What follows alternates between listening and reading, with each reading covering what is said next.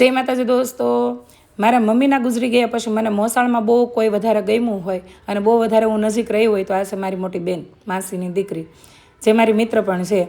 અને એણે એના વર્તનમાં ક્યારેય મારી સાથે કોઈ ફેરફાર નથી કર્યો, એટલે મારા જીવનમાં એ વધારે નજીક રહી અને મિત્ર પણ બની. બાકી જીવનના કોઈ એવા સંબંધો નથી કે જેણે અમને દુઃખ ન લગાડ્યું હોય કે મન દુઃખ ન કરાવ્યું હોય.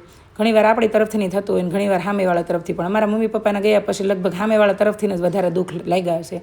તો ધીમે ધીમે બધા સંબંધો મનમાંથી ઓસરી ગયા, પણ આ એક જ સંબંધ છે કે જ્યાં મને રોકાવા જવાનું મન થાય છે ને એની સાથે ફરવા જવાનું પણ મન થયા કરે.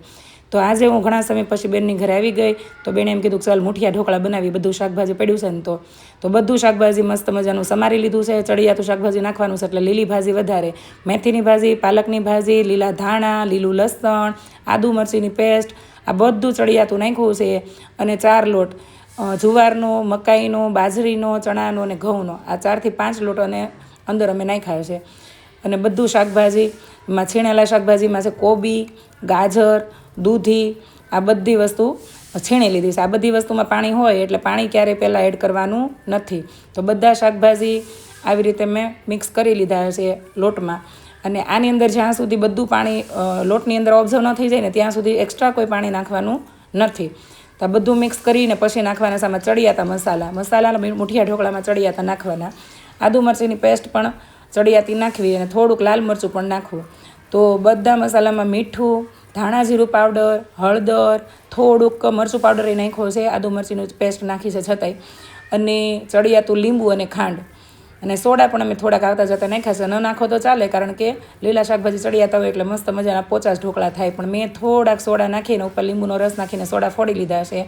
અને પછી જોતાં પૂરતું મેં પાણી નાખીને લોટ આવી રીતે બાંધી લીધો હશે મુઠિયાનો. અને ટેસ્ટ તો આપણે કરવું જ પડે, મીઠા મોળું, ખારા મોળું, તીખા મોળું ને એ બધું. તો મસ્ત મજાનું ચડિયાતું તીખું, ખારું, ખાટું, મોળું બધું ભેગું કરી નાખ્યું છે, મીઠું ને એવું બધું. તો આવી રીતે બધા મુઠિયા અમે વાળી લીધા છે બધાય ભેગા થઈને. તમે ઢોકળિયામાં બનાવો છો કે બકડિયામાં એ લખજો, કારણ કે બેનની ઘરે ઢોકળિયામાં નથી બનાવવાના, કારણ કે હામટા બનાવવાના હતા 8 થી 10 મેમ્બરના, અને બધાને ઢોકળા બહુ જ ભાવે છે. તો બધા મુઠિયા ઢોકળા આવી રીતે અમે વાળી લીધા છે. પહેલાં અમે નાનો ઘાણવો બાફા મૂક્યો હતો, જે અમે બધા ભેગા થઈને બાફેલો જ ખાઈ ગયા છે. વઘારવાની વાટ જોઈ નથી હો અમે.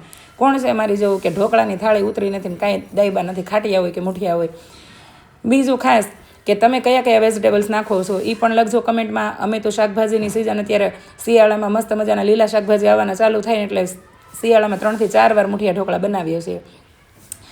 તો સરસ મજાના મુઠિયા ઢોકળા બફાઈ ગયા છે. એક તગારામાં બધા અમે કાઢી લીધા હશે અને વરાળ નીકળી ગઈને 5 થી 7 મિનિટ સુધી વરાળ નીકળવા માટે રહેવા દીધા હશે. ઠરી ગયા પછી આવી રીતે ટુકડા કરવાના હશે. તો નાના નાના ટુકડા હું કરી રહી છું. કે અમારી બેન આવી એ કે લાય હવે આ તો ક્યારે ઉકલે, હવે ઉકલાવીને ક્યાં જવું છે, ક્યાં અહીંયા જાન જમાડવી છે. તો બેન તો બે ગયા છે, 2 થી 3 એક હારે ઢોકળા લીધા હશે અને મળી છે કટિંગ કરવાના. સરસ મજાના નાના નાના ટુકડા કરી લીધા હશે. હું મારા લગ્ન પછી મળવા ગઈ હોય ને ઝાઝું તો આ મારી બેનની ઘરે, કારણ કે મને અહેસાસ ત્યાં મારા મમ્મીના ઘરે ગઈ હોય ને એવો થયેલો. આજ સુધી પણ મારે ક્યારેય મળવા જવાનું થાય તો મારા મોટી બેનના ઘરે, બાકી હું કોઈના ઘરે જતી નથી. એમ તો મારા ફઈબાની બધા મને તેડાવતા હોય છે, પણ અત્યારે જવાબદારી વધી ગઈ છે એટલે ત્યાં જવાતું નથી. અને બેન એકલી રહી છે એટલે વધારે મજા આવતી હોય છે. તો સરસ મજાના ઢોકળા કટ કરી લીધા છે ને હવે એ જ તગારાની અંદર મેં તેલ મૂકી દીધું છે. બેનને મેં કીધું ક્યાં આપણે બીજું વાસણ બગાડવું, તો થોડુંથી ચડિયાતું તેલ નાખ્યું છે અને એની અંદર રાઈ જીરું પહેલાં ફૂટવા દીધું છે અને પછી ચડિયાતા તલ નાખ્યા છે. જીજાજી કે તલ વધારે નાખજો, મને બહુ ભાવે. અને લીમડો તો તમને ખબર હશે, આપણને તો બહુ જ ગમે છે ને એમે ઘરનો લીમડો હોય. તો આવી રીતે લીમડો અને તલ નાખીને બધું 2 થી 3 મિનિટ સુધી ફ્રાય કરી લીધું છે. અને પછી હિંગ 2 ચમચી નાખી, નાની નાની હતી દીદીને, તો નાખીને અને બધાય મુઠિયા ઢોકળા આવી રીતે હલાવી લીધા છે. અને 2 થી 3 મિનિટ સુધી આ બધો વઘાર બધા મુઠિયામાં ચડે એવી રીતે મિક્સ કરી દીધો હશે. તો તમને મુઠિયા ઢોકળા ભાવે છે કે નહીં લખજો કમેન્ટમાં. અને તમે બનાવો છો તો કેવી રીતે બનાવો છો એ પણ લખજો કમેન્ટમાં. છે કોઈ અમારી જેવું ખાવું ધરું? સાથે 8 જણા છે પણ આમ કેટલું મોટું તગારું, અડધું તગારું ભરીને બનાવ્યા. મજા આવી ગઈ બેનના ઘરે. કેટલા સમય પછી હું આજે રોકાવા ગઈ હતી, 4 વાગે ગઈ હતી, 9 વાગ્યા સુધી રહી. નકર હમણાં તો ટાઈમ મળતો નથી, પણ બેનની ઘરે, માસીની ઘરે, મામાના ઘરે ને એને ઘરે રોકાવા જવાની તો મન થાય જ હો. લખજો કમેન્ટમાં કેવા